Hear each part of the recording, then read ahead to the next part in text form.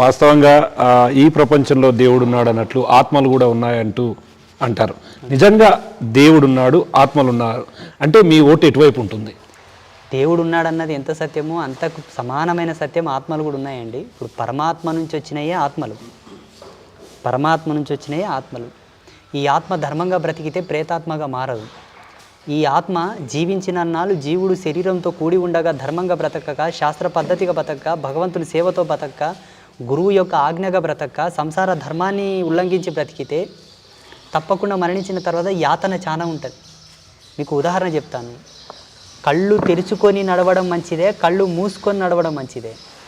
కళ్ళు తెరుచుకొని నడవడం మంచిది కదా. ఇప్పుడు కళ్ళు తెరుచుకొని జీవిస్తున్నాం కదా. అవునండి. It's better. కళ్ళు మూసి అవస్థ ఎప్పుడు వస్తుంది మనకు? మనం రివర్స్లో వెళ్తే. కళ్ళు మూసుకునే అవస్థ ఎప్పుడు మనకు? చనిపోయిన తర్వాత, డెత్. దీనికన్నా అది చాలా దుర్లభం. అవునా?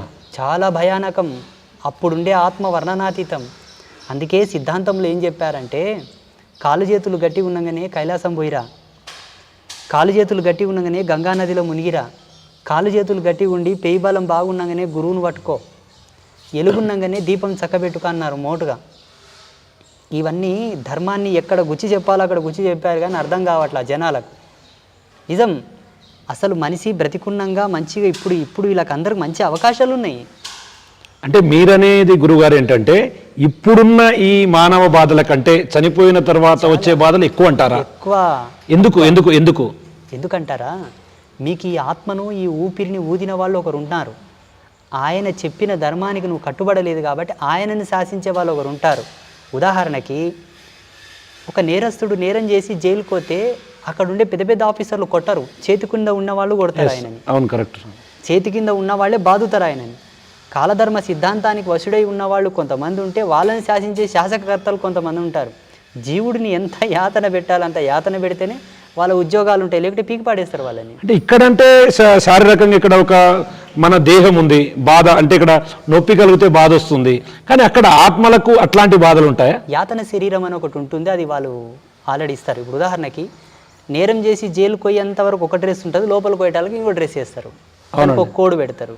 ఇక్కడ ఉండే వరకు ఇది డ్రెస్సు, ఇది వదిలిపెట్టిన తర్వాత ఆడ ఇంకొక డ్రెస్ ఇస్తారు వాళ్ళు. అది యాతన శరీరం. ఇంకొక విషయం చెప్తాను. ఇక్కడ 100 సంవత్సరాల రిజర్వేషన్ ఇది, అక్కడ ఎన్ని రోజులో.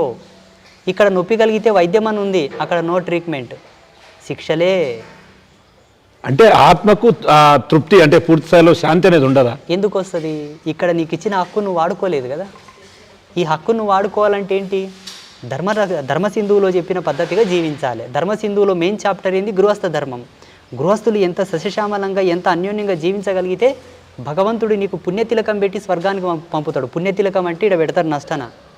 వీరతిలకం, పుణ్యతిలకం, గౌరీ తిలకం, గణపతి తిలకం, శక్తి తిలకం అని కొన్ని బొట్లు ఉన్నాయి మనకు. బొట్లలో కూడా రకాలు వెతికినాం చూడండి మేము. ఊకేదో గీసుకోవడం కాదు పిచ్చి కుక్కల్లాగా. ఎంత విశ్లేషణ ఉంది సనాతన ధర్మంలో.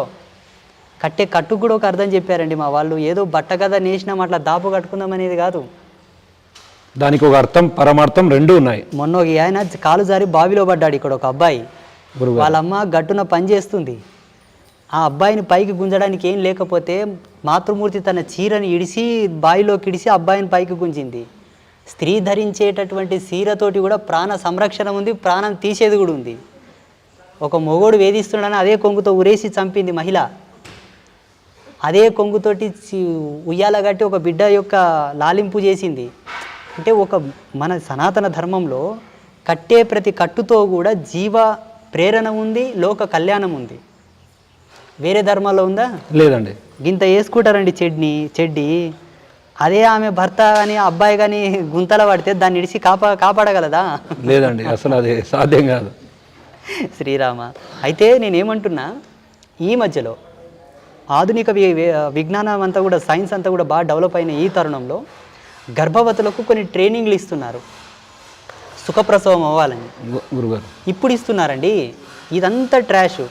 అనాదిగానే మన వాళ్ళు, మా భారతీయ ఋషులు, మన గురువులు, మన హిందూ ధర్మంలో తిరగాలని ఒకటి పెట్టేవాళ్ళు. అవునండి. ఒక మహిళ కూర్చొని ఆ భంగిమలో ఉండి తిరగలి తిప్పితే అబ్డామినల్ కింది ఫంక్షన్ అంతా కూడా ఒక మోతాదులో క్రమబద్ధీకరించబడి ఆమె సుఖప్రసవం చేసుకునడానికి ఒక మంచి ఎక్సర్సైజ్ అది. అలాగే రోకలితో దంచిన చెస్ట్ ఫంక్షన్ అంతా కూడా ఒక క్రమబద్ధీకరించబడేది. రోకలు అవునవును పోటుతో రోగులు చాట జరిగిన, అంట్లు తోమిన, వంగబడి కసు ఊడ్చిన, ముగ్గు పెట్టిన, కూర్చొని రొట్టెలు చేసిన, చపాతీలు చేసిన, వంట వండిన, నిలబడి వంట చేయకూడదు. నిలబడి వంట చేయకూడదు. దానివల్ల బ్లడ్ సర్క్యులేషన్ దెబ్బతింటుంది. బీపీ, షుగర్ లెవెల్స్ అన్నీ కూడా డౌన్ అయిపోతాయి. ఫ్లోరా సిస్టమ్ అంతా కూడా మైనస్ అయిపోతుంది. కూర్చొనే వంట చేయాల. పాకశాస్త్రంలో కూర్చొని వంట చేస్తే ఆ వంటకో రుచి వస్తుందంట. దాంట్లో ఒక ఆరోగ్య సూత్రం ఉంటుందట. నిలబడి వంట చేయరాదు. నిలబడి ఎప్పుడు వంట చేస్తారు తెలుసా? వాస్తవంగా నిలబడి ప్రేతానికి సంబంధించిన కూడు వండుతారు. నిలబడి ప్రేతం కూడది. దేవుళ్ళ వంట కాదు, మనుషుల వంట కాదు. ఏం చేస్తాం? ఇప్పుడు టెక్నాలజీ ఇంత డెవలప్ అయిన తర్వాత ఈ సూత్రాలు ఎందుకు ప్రవేశపెడుతున్నారు? పాతకాలం పాటించమని ఎందుకు చెప్తున్నారు? సైన్స్ డెవలప్ అయిన తర్వాత ఇంకా నాన్ స్టిక్ ప్యానల్స్లతో వచ్చిన తర్వాత ఇంకా ముందుకెళ్ళాలి, కానీ వెనక మట్టి కుండల వరకు ఎందుకు వస్తున్నారు? అవును, ఇప్పుడు మొత్తం కూడా రివర్స్ అవుతూ వస్తుంది. ఎందుకు వస్తున్నారు అంటే ఈ లక్షల సంవత్సరాల కిందనే మాకు తెలిసి ఇదంతా ఏంటి ఇది ప్రమోట్ చేసినా కూడా మళ్ళీ రివర్స్ రాక తప్పదు. ఎందుకులే అని ఆ అడికే ఉండిపోయినాం. మంచమున్న కాడికి కాలు చాపుకొని బతికినాం. ఇప్పుడు తిరిగి అదే రిపీట్ అవుతుంది. ఏంటి? ఇన్ని బ్యాళ్ళు కడిగి పొయ్యి మీద వాడేసి ఇంత ఉల్లిపాయ, ఇంత పచ్చిమిరపకాయ, అంత పసుపు, ఉప్పు వేసినామా అదొక వంట.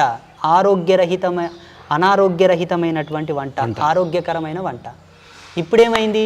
ఎవరెస్ట్ మసాలా ఏంటి ఇంత స్మెల్ వస్తుంది అన్నారు. వాడి ఇప్పుడు క్యాన్సర్లు వస్తామంటున్నారు. వాస్తవం. ప్రమోట్ చేసేది మీరే, వెనక్కి వచ్చేది మీరే. ఇదేం పిచ్చి మాలోకం. టైంపాస్ కాకపోతే అప్పుడే ఉండంటే అలా ఉరికి ఇలా వచ్చే బదులు ఈయన్నే ఉండు, భగవంతుని చేరుకో. ఆధ్యాత్మికంగా క్వాలిఫైడ్ అవుతావు, సంసారంగా క్వాలిఫైడ్ అవుతావు, సమాజంగా క్వాలిఫైడ్ అవుతావు, ముక్తుడవైతావు అనే మాకు ఇన్ని ధర్మాలు పెట్టారు మన దాంట్లో. పెయ్యి బలిచి, ఒళ్ళు బలిసి, హిందూయిజంలో ఇంతమంది దేవుళ్ళు, ఇన్ని ఆచారాలు, ఇన్ని పండుగలు, వారానికో వ్రతం, నెలకో పండగ, నెలకో జాతర, ఏంది ఇదంతా అని చెప్పేసి ఏదో అట్లా కళ్ళు మూసుకొని కన్నీరు గార్చామా స్వర్గం కోయామంట. అబ్బా ఎంత తెలివిమంతులో! స్వర్గంకి అంత ఈజీగా పోతారా? సతీ సుకన్య, నర్మదాదేవి, సతీ అనసూయ, సతీ సావిత్రి, వీళ్ళు స్వర్గానికి సశరీరంతో పోయారు. ఎంత పతివ్రత మాతల్లులు వాళ్ళు! ఎంత సత్యనిరతితో బ్రతికారు, ఎంత ధర్మనిష్టతో బ్రతికారు. వాళ్ళు స్వర్గం కోతారు. మీరు అంత పుణ్యాత్ములా స్వర్గం కోనికే? అమ్మో, ఒక జీవి సస్తే తప్ప మీకు కడుపు నిండేది. మీరు పుణ్యాత్ములు, మీకు ముక్తి వస్తుంది, మీకు మోక్షం వస్తుందా? అంటే స్వర్గానికి వెళ్ళాలన్నా నరకానికి వెళ్ళాలన్నా మనం చేసిన పనుల్లోనే అది క్లియర్గా మాకు పురాణాల్లో ప్రమాణాలు ఉన్నాయండి. స్వర్గంకి ఎవరెవరు పోతారో మాకు మంచి రిఫరెన్సెస్ ఉన్నాయి. ఇప్పుడు వేరే రిలీజియన్లో మనం స్వర్గం కోతాం, మనం ఇక్కడ పోతాం కదా. అయ్యో, స్వర్గం అమెరికా కోవాలంటేనే నానా తంటాలు పడాలి. పాస్పోర్ట్ కావాలి. అమెరికా కోవాలంటేనే నానా తంటాలు పడాలి. అంత ఈజీగా మీరు స్వర్గం కోతారా? జనాలను మాయబెట్టి, మభ్యపెట్టి, వాళ్ళ యొక్క పబ్బం గడుపుకోవడానికి, వాళ్ళ మార్కెటింగ్ పెంచుకోవడానికి, వాళ్ళ బిజినెస్ ఆధ్యాత్మికత కాదు, భగవత్ సాక్షాత్కారం కాదు, భగవంతుని మెప్పు కాదు, భగవంతుని యొక్క సేవ కాదు, భగవంతుని నిరతి కాదు. అది భ్రష్టు. For more videos like this, subscribe Big TV channel.